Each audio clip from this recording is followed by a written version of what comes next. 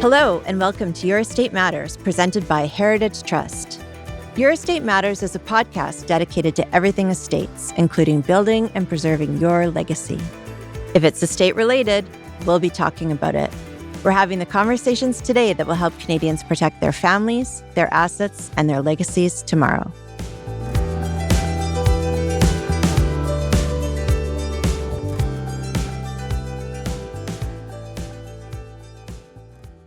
Dr. Julie, thank you so much for spending time with us today. It's a great honor to have your expertise and to be able to share that with our listeners. I'm so happy to be here, Nicole. And we'd love to hear the beginning. Why did you choose social work, and particularly trauma and complex family trauma? Tell us about that. That's always the question, right? In terms of how do we get to where we are today in terms of a journey. And I have to say, I have reflected on this over time, how did I end up here in social work?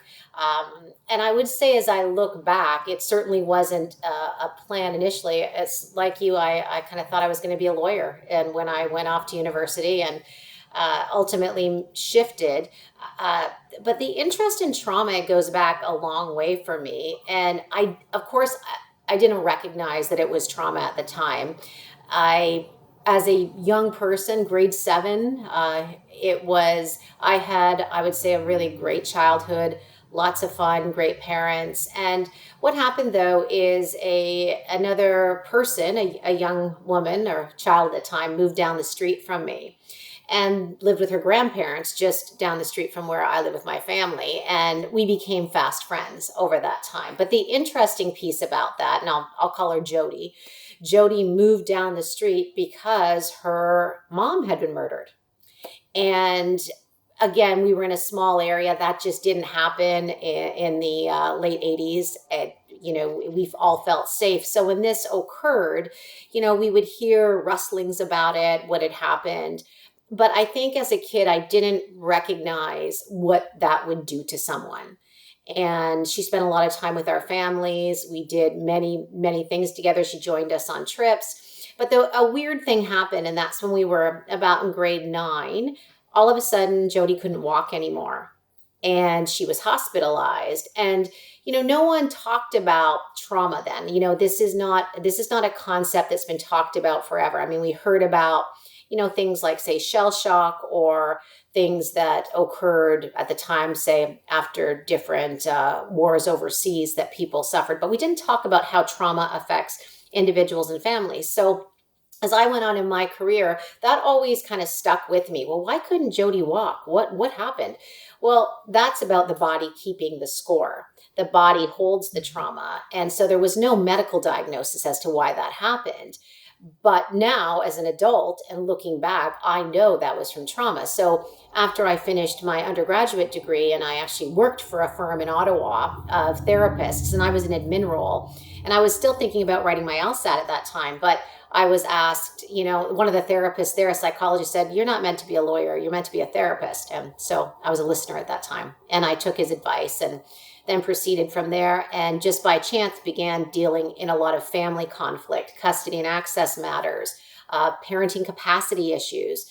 And the theme that ran through that, and again, it was a very behavioral response at that time, we'll tell people not to do that, put those court orders in place that they have to behave in a certain way. But we know that that's rarely sustainable because you're putting Band-Aids on gaping wounds. So as I progressed in my career, I realized that if we're actually going to make changes in family, we have to go deeper. And that's about healing the wounds that create that conflict and create that fear response that people have in the trying to protect themselves. But really what they're doing is engaging in conflict and pushing people away. So that's how we got to today, where everything that I do at my practice and when I bring people in to work with me in terms of being associates, they have to be trauma informed and they have to understand why that is essential. So I hope that answers your question, Nicole, but that's really how I got to where I am today. So that family friend, did you ever reconnect with her later? And how was she later? She actually had a number of other experiences later. And given what she experienced, I mean, she created a very stable, positive lifestyle for herself, which is really remarkable given that level of trauma. But again, we are not in touch today. In terms Mhm. of just living in different spots, nothing negative, just really grew apart. And she's had other grief that she's had to deal with along the way. So we've had little connections. But in terms of me understanding trauma and what it does to people, that was really my first experience. And again, not Mhm. really looking at it until much later and what was causing, what caused that, well, her hospitalization, and really how no one talked about it. And no one talked about, like, oh, well, why did Jody stop being able to walk? No one got into, well, Jody's been through a lot. It was really looking at medical reasons why that might have happened. So it's today that wouldn't happen in that way. There would be support in place right Right. away, but it's, again, we like to think there's support right in place for people immediately if they go through something, but that's not always the case. So we hear trauma a lot in the discourse now, and trauma practice or trauma informed or complex trauma. Can you help our listeners understand, like what is trauma exactly, and what is, I guess, complex trauma, and how does that differ from just the regular difficulties that humans might experience in life? Yeah. So, trauma, first of all, it's a normal response to an abnormal situation. Okay. So, often people make the mistake of thinking that trauma is what the event is itself. So if you go through something, that's trauma. Well, it's not. It's how our body and brain, so how we as humans respond to something terrible. Now, trauma can be a simple trauma. So sometimes that's referred to as like a big T trauma. Listeners might have heard that before, where it would be something, it could be like a single incident trauma. So combat is, or an episode. So people who've been in combat, perhaps they've been assaulted, they've gone through something that occurred with a beginning and an end, and they've responded to it in a normal way, but it's left symptoms that go with it. So complex trauma is like a series of things that people have happened over an extended period of time. So I often think about it like if you were to look at your life landscape, a single incident trauma could be a tree. You could put a tree on the landscape and you've had to deal with that. But complex trauma, which can occur over many years, is like a building of that. So you could have many trees, many bushes, vines underneath, and they're all twined together. And ultimately, with complex trauma, you have like the symptoms that go along with a single incident or a simple trauma, but you also have the vulnerability and that fear of vulnerability that can impact those relationships.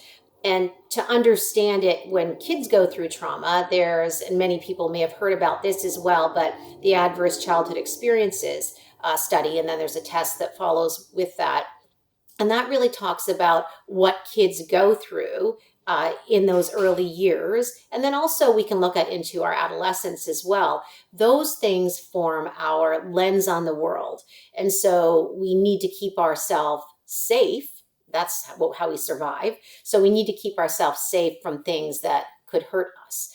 And when we learn early on that the world is an unsafe place, and then nobody steps in to protect us, because that's a protective factor. If someone goes through an adverse experience, but they have loving support around them, they are less likely to suffer from long-term implications than someone who has not had that loving support to surround them and protect them. So that's the difference between complex versus simple trauma, but the symptoms can look very much alike. So how does that interface with kids that may have had attachment breaches? Because Mhm. we hear that buzzword a lot now is attachment disorder, or maybe there was war, Mhm. or mom was depressed, or a child was in an orphanage. How does that interface with adverse childhood experience or trauma? Well, so if we think about adverse childhood experiences and attachment is a biological need. So it's a system so that our needs are met and that we ensure that a Mhm. caregiver, often a parent, will take care of us. If that doesn't happen, or it's, push and pull, sometimes it's there, sometimes it's not, that's a challenge to our attachment security. So that sense of safety and security that we develop in the world and our ability to navigate things. So we often say that people become how they cope with things because they've had attachment issues where their needs weren't met, that they're dysfunctional. But actually they're functional. They're a means by, even though it can look very dysfunctional on the outside, they are functioning in a way that they can be safe and secure. So even if it looks like they're chaotic and can be aggressive, they are doing those, or alternatively, avoiding and pulling away. They are doing that to keep themselves safe and secure. So you can imagine then why that becomes a problem if the child grows and then they start to develop, healthy relationships. They start to meet healthy people. And what was once functioning in terms of allowing them to survive is now destructive in those healthy relationships. So, we can, if someone has an insecure attachment style as they're growing, they either may come across as needy or alternatively controlling because they're trying to protect themselves from vulnerability or protect their vulnerability. Mhm. So because they fear being hurt again. And those attachment breaches often occur because of traumatic episodes. So often we see individuals that may have had attachment difficulties and/or trauma, and it manifests in maybe personality disorders or high conflict people or mental health diagnoses. Can you talk about the association between those events and those later difficulties as adults? Yeah, for sure. Because I think for many, many years, people were misdiagnosed with personality disorders when really they had unresolved trauma, right? So that's because trauma makes people fear intimacy, connection, relationships, all those things that go with relationships, right? So what Mhm. happens is that someone might have be diagnosed with a personality disorder because they've had so many breakdowns in relationships. They can be explosive, volatile, and they're not able to soothe themselves to a place where they are content and able to engage in relationships in a healthy, functional way. So those are those connections. And similarly, mental health, of course, it depends on the diagnosis. Not everything is always related to trauma. But when we look at trauma, what creates, dysregulation also looks like mental health issues. So it's the neural pathways get formed very early in life in terms of how we keep ourselves safe, how we function in the world. It becomes dysfunctional and those habits get formed. And then, of course, if we're looking at all mental health issues, addiction is a way that people cope with trauma as well when it's unresolved. So then you layer addiction on top of all of the other mental health diagnoses. So what happens, you've got individuals that have had trauma or attachment issues. How do you see that manifesting later in family dynamics? What are the common tells or difficulties that you see? So in terms of, so first of all, let me just say that unresolved trauma leads to these problems. If someone has Mhm. received support, encouragement, love, and they are able to change their attachment style into adulthood. So someone who has had a lot of trauma can increase, I would say, their attachment security. So I don't want people to think that because they've had trauma, they can never have healthy relationships and that they will constantly be in conflict. But like anything, the longer we leave something, the harder it is to change it. And if people have had unresolved issues because they've been hurt as children and they've developed wounds that have never healed, then what happens is those are just carried into whatever the next relationship is. And Mhm. people who have wounds that meant they are fearful, because when people will say a big statement that people will say to me when they come in for therapy is, you know what, I just hate people. Okay, so you don't actually hate people, you fear them because the hatred or the anger that you are feeling towards people feels protective in that moment. It feels like you're protecting yourself from people. And so Mhm. you're protecting your vulnerability because something bad happened to you. And something Mhm. taught you along the way through that life lens and how you're going to navigate the world that the world is unsafe. People are unsafe.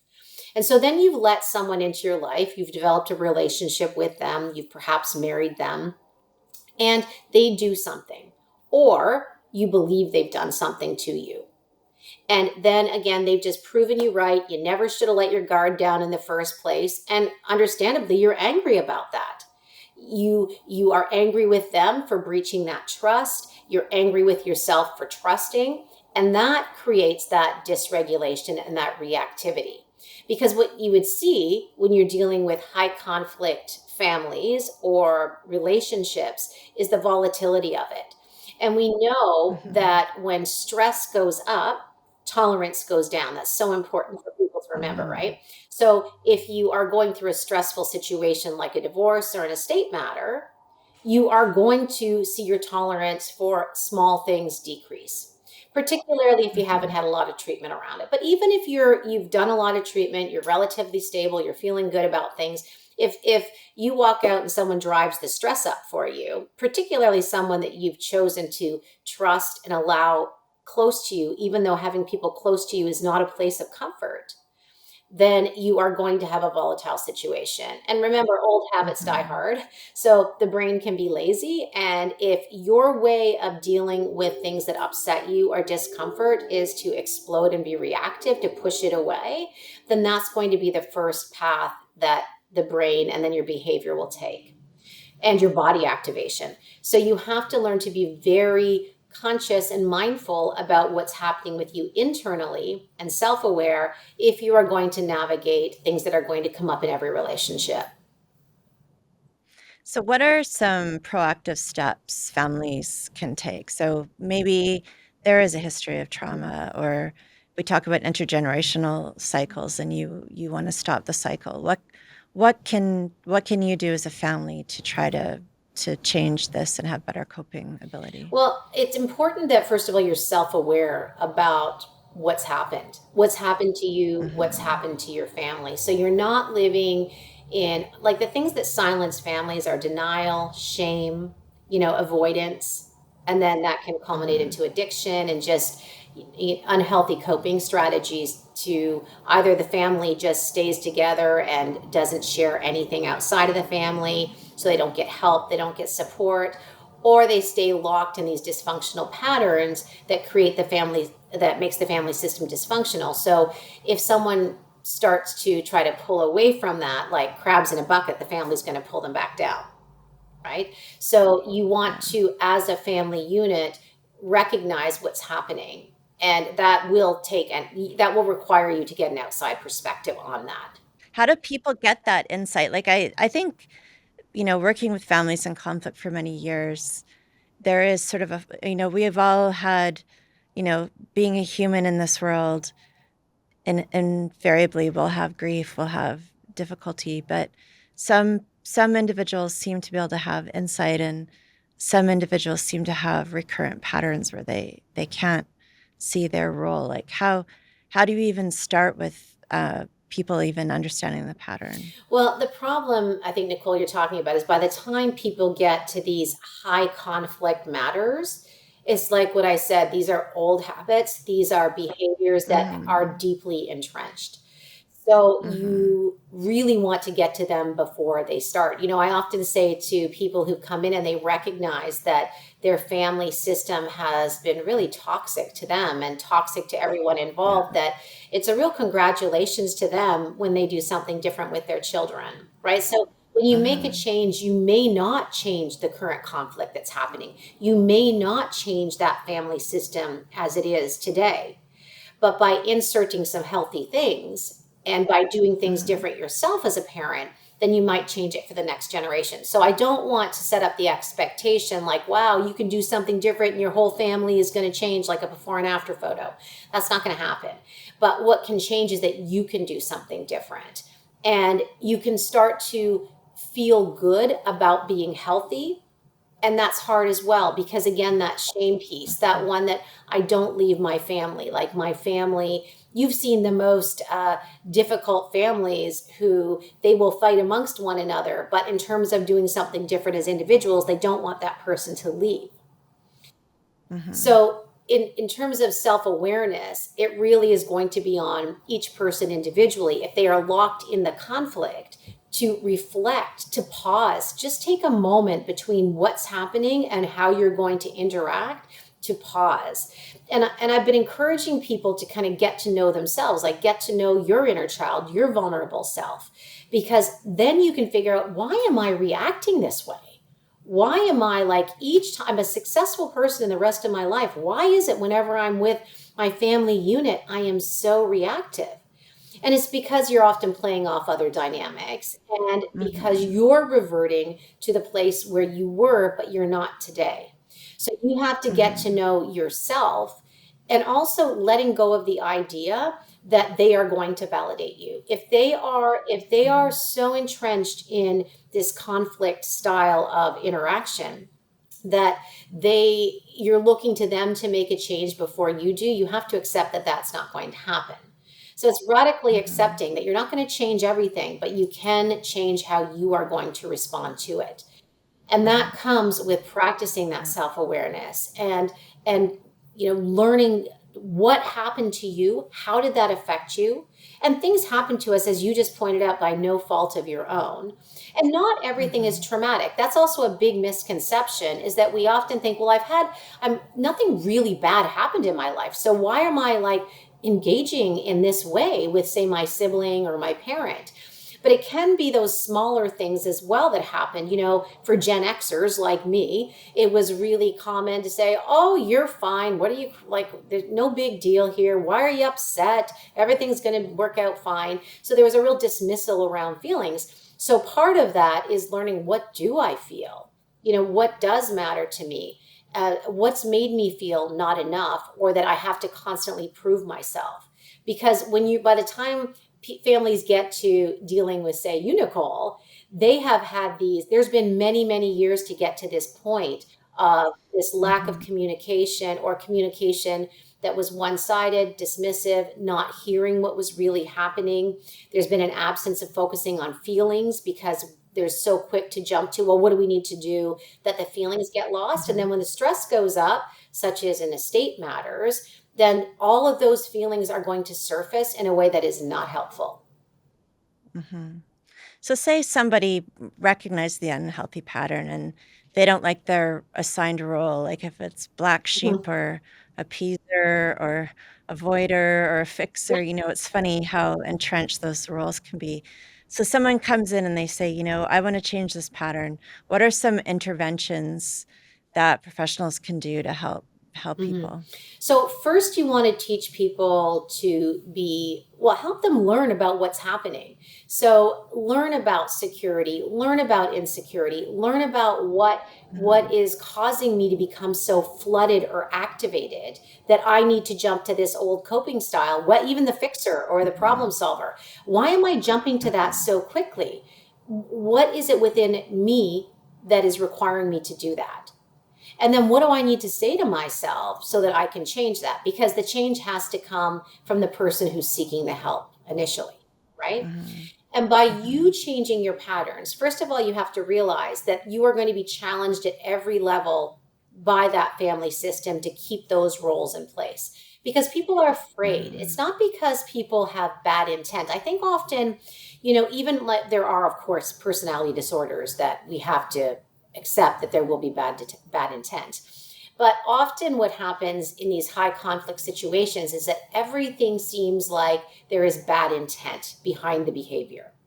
And really, the bad intent is often just about self preservation, because people don't know how to Mhm. function without that pattern.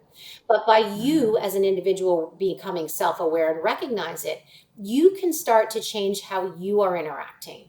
And just by interacting differently, you're going to see small changes. First of all, you're going to get a lot of pushback, of course. And you may find Mhm. yourself having to minimize how much you interact with that family unit. But you might find, Mhm. by minimizing that interaction, the interactions are still healthier, or at least less activating for you.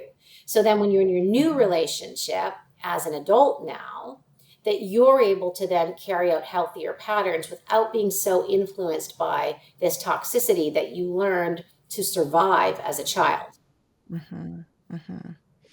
Yeah, that's interesting. So what tips would you give families if, maybe you've got a relatively new family unit and they want to model healthy coping or communication or conflict resolution, what are some best practices that you would offer families to have a healthier system? First of all, listen. You know, some of the people that say they're the best communicators, they talk a lot, but they're not great listeners, right? So you want to make sure that there is room, there is space for people to communicate and talk about how they feel. Even if you don't agree, it's okay. You want to make sure that your parenting style is something that allows that to happen. So you're also empowering kids to become healthy adults rather than telling them what they need to do all of the time. So you don't want to come off as an authoritarian parent. You want to be authoritative, right? So that you're helping them, you know, that they can come to you, they can trust you, but they also get voice and they have autonomy because that's what we want for people. We're not crushing people here. This isn't, you know, basic training. This is about helping people develop into good adults. The other piece that I think has been very, very helpful with families is helping them understand that two things can be true. More than two things can be true. Many things can be true at the same time. So say you're dealing with an estate matter and you might be thinking, this is totally my brother's fault. Like I blame him completely for why we're here. I'd like you then to add, and my brother loves me and he's been through a lot too. That might be something that we would have those two things true, because what that does is it softens it. So it's not so black and white in terms of good, evil. You know, as Westerners, we love that. We love to have villains and heroes. But what we need to have is a realization that, you know, we're all human and we can do good things and we can do things that are not helpful, but that doesn't make us evil people. And we don't have to have one winner and one loser. So within a family unit, and some family units have been structured that way, where there is always a fall guy, like you use that word, the black sheep, right? There has to be someone responsible all the time. And sometimes it's the dynamic that's responsible because it's been set up as a no-win situation. So we want to create wins for everybody. And that the key part also is that we want to always be mindful about how we are interacting with the world, how we're interacting with our families, and realizing there is a lens that's directing us in that way. And that lens, in many cases, is our past experiences and trauma. So that it's like, okay, well, I want to go out and have a good day, but you know, I'm wearing these glasses that are making everything all cloudy, everything all sad. It's hard to have a good day. I want to have a good relationship, but I've got this belief system that people are unsafe. I want to be able to, you know, create a healthy, happy life for my family, but I really don't think that's possible. And I don't want to be blindsided by that. So I'm not going to set myself up for that hurt. So we have to deal with all those internal things that are going on with us. So then we can be a healthy participant in our family, just like we would be a healthy participant on a team or in a workplace. So how do you develop that insight? Is it through therapy? Is it through reading? Is it journaling? What do you recommend to people so that they can learn about themselves and their patterns? Ideally all of it, Nicole, but I realize that people are busy and that people often want a quick fix, and I'm just going to be quite open. There is no quick fix, and I can tell you trauma doesn't go away on its own. And that's not that stressful experiences don't go away. Stressful experiences that don't create, you know, symptoms that follow, those things will resolve over time. But grief and traumatic events and things that really grip our heart and, you know, leave this residue on us, those things are not going to go away unless we address them. So that's where, as I've talked about just earlier on, it is really important that we, from my perspective, that therapy is trauma informed, that you utilize a mindful based cognitive therapy. So you're really, you know, you're able to ground yourself, you're able to self regulate, you're aware of your cognitions so that you can empower yourself and better self regulate, as well as get what you want in this life. So get, you know, to find that, you know, or to discover it's actually within us. It's not out there somewhere, but to be able to experience the joy and happiness that we all deserve. As in terms of resources, I have written a book that's going to be released in winter, and it is Crossing the Relationship Bridge.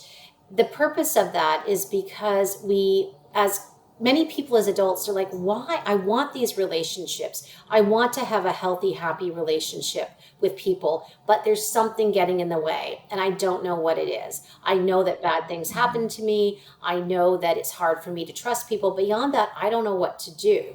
So that's where I've designed a framework really that allows a mix between mindfulness-based cognitive therapy and attachment perspective to help people get what they need in terms of healing. And so that is one strategy, because healing from fear and vulnerability to get to a place where we have happy relationships is a challenge. And when I see people who have been to therapy and they're like, I still don't feel any different, it's often because the therapy was really aimed at only cognitions and it wasn't getting to the underlying piece about that vulnerable part within us, that inner child work, or place of vulnerability if people prefer that language.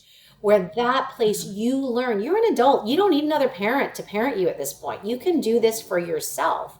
But you have to learn to soothe what's going on so that you can then respond to the world, respond to relationships, respond to conflict in a way that meets your needs and your sense of safety in the world. So then you can break that pattern that you had in your family and be able to move forth in a way that you want, that your children want, and that you're letting go of all that hurt that you've been carrying with you.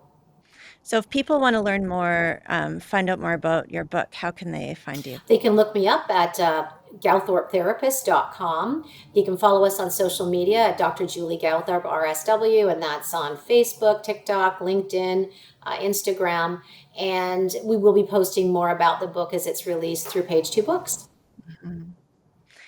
And I've a final question about social workers. Sure. So, I've been a lawyer for 25 years. I've dealt with many, many families in conflict and many mental health professionals. There's something about social workers that makes them particularly effective mental health professionals. What do you think that is? So I think because we're very well educated in terms of we're careful with what we do. So, I think there's been a little bit of a breakdown in that over the last few years, not with social work, but in terms of people deciding that they're therapists and they're doing things very quickly. They are, the new therapy wave is kind of a lot of like quick programs. And then rather than learning within a group, like I learned within a group and organizations, is that they quickly jump into on their own. They're going to practice on their own.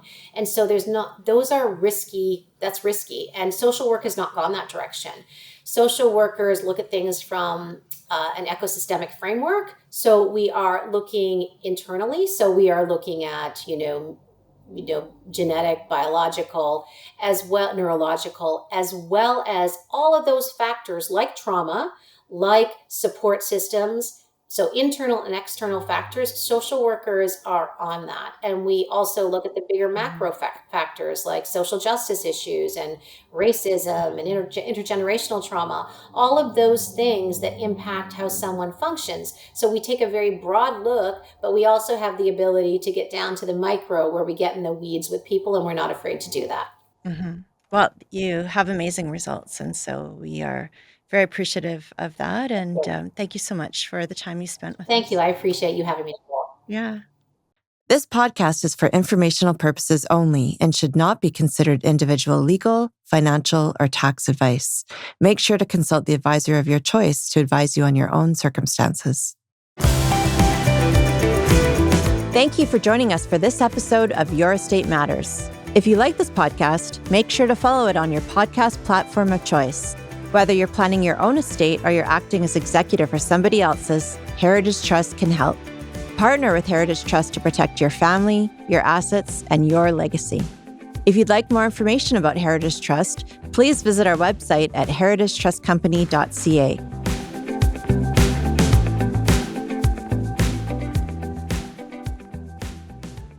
This podcast is produced by Podfather Creative.